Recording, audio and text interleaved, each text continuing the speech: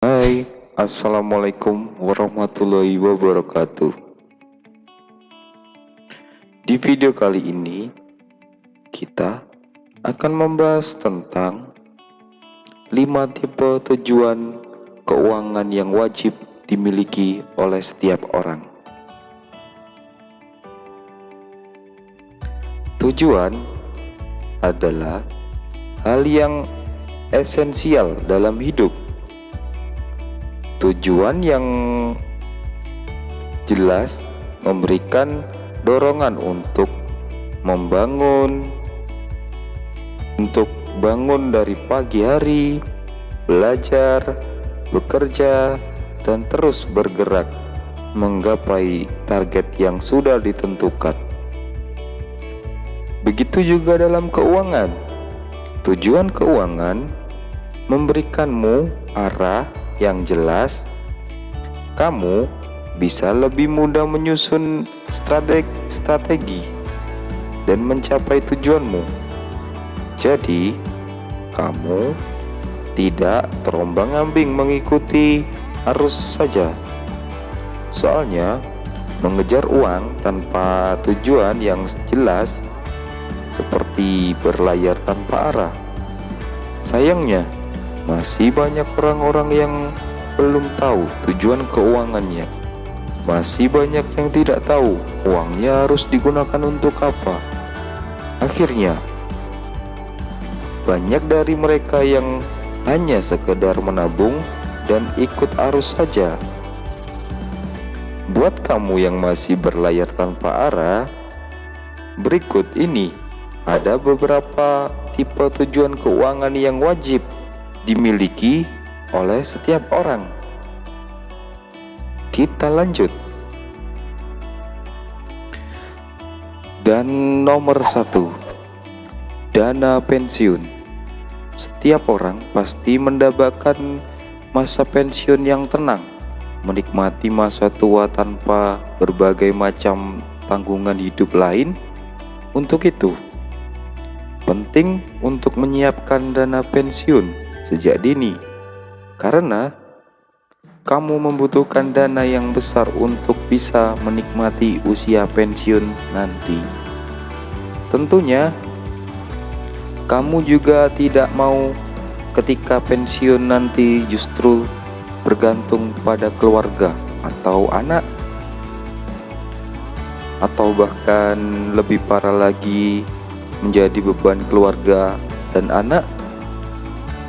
Dengan memiliki dana pensiun, keturunan kamu nanti akan bebas dari sandwich generation. Lanjut. Dan nomor yang kedua, dana darurat. Kita tidak tahu pasti apa yang akan terjadi di masa depan. Baik itu 1 tahun ke depan, sebulan ke depan, seminggu, sehari, atau bahkan 1 jam ke depan. Oleh karena itu, kamu harus menyiapkan dana darurat.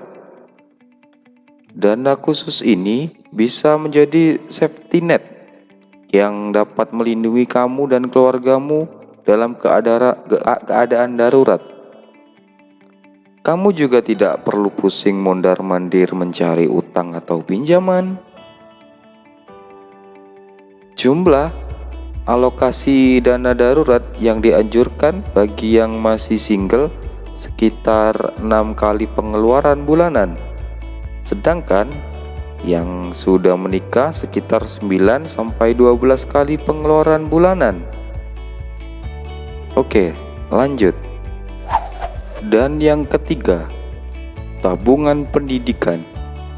Bagi kamu yang masih single, tabungan pendidikan penting bagi kamu yang berminat studi ke jenjang yang lebih tinggi seperti sarjana S1 dan magister S2.